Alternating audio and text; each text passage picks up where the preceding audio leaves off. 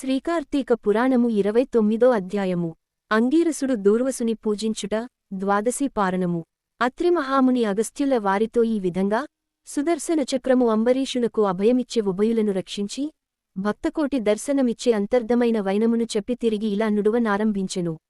ఆ తరువాత అంబరీషుడు దూర్వసుని పాదములపై పడి దండ ప్రణామములాచరించి పాదములను కడిగి ఆ కడిగిన నీళ్లను తన శిరస్సుపై చల్లుకొని, ఓ మునిశ్రేష్ఠా!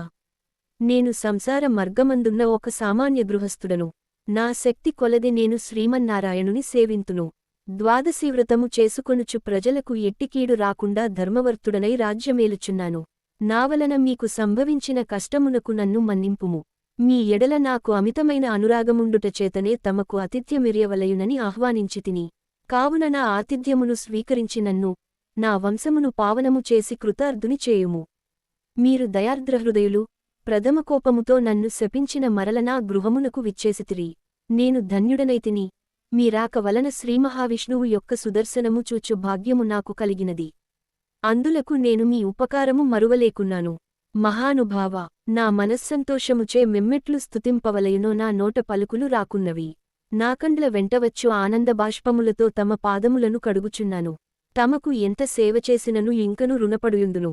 కావున ఓ పుణ్యపురుషా, నాకు మరల నరజన్మ రాకుండా ఉండేటట్లు సదా మీ బోటి మునిశ్రేష్ఠుల యందును ఆ శ్రీమన్నారాయణుని యందును మనస్సు గలవాడనై యుండునట్లును నన్నాశీర్వదించుడి అని ప్రార్థించి సహపంక్తి భోజనమునకు దయచేయుమని ఆహ్వానించెను.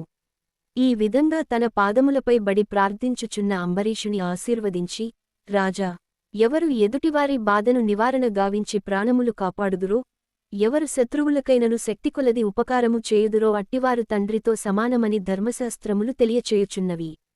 నీవు నాకు ఇష్టుడవు, తండ్రితో సమానమైనావు. నేను నీకు నమస్కరించినచో నాకంటే చిన్నవాడవగుట వలన నీకు ఆయుక్షీణము కలుగును. అందుచేత నీకు నమస్కరించుటలేదు. నీవు కోరిన ఈ స్వల్ప కోరికను తప్పక నెరవేర్చేదను. పవిత్ర ఏకాదశి వ్రతనిష్ఠుడవగు నీకు మనస్తాపమును కలుగజేసినందులకు వెంటనే నేను తగిన ప్రాయశ్చితమును అనుభవించితిని. నాకు సంభవించిన విపత్తును తొలగించుటకు నీవే దిక్కైతివి.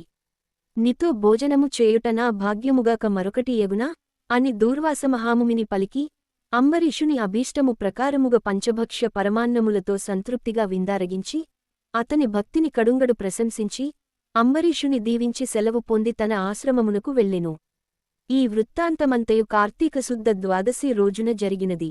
కావున ఓ అగస్త్యా మహాముని, ద్వాదశి వ్రత ప్రభవమెంతటి మహాత్యము కలదో గ్రహించితివిగదా. ఆ దినమున విష్ణుమూర్తి క్షీరసాగరమందు శేషశయ్యపై నుండి లేచి ప్రసన్న మనస్కుడై ఉండును. కనుకనే ఆ రోజునకంతటి శ్రేష్ఠత, మహిమ కలిగినది. ఆ దినము చేసిన పుణ్యము ఇతర దినములలో పంచదానములు చేసినంత ఫలము పొందును. ఏ మనుజుడు కార్తీక శుద్ధ ఏకాదశి రోజున శుష్కోపవాసముండి పగల్లెల హరినామ సంకీర్తనచే గడిపి ఆ రాత్రియంతయు పురాణము చదువుతూ లేక వింటూ జాగరణ చేసి ఆ మరునాడు అనగా ద్వాదశి నాడు తన శక్తికొద్ది శ్రీమన్నారాయణుని ప్రీతికోరకు దానములిచ్చి బ్రాహ్మణులతో గూడి భోజనము చేయునో అట్టివాని సర్వపాపములు ఈ వ్రత్ ప్రభావము వలన పటాపంచలైపోవును.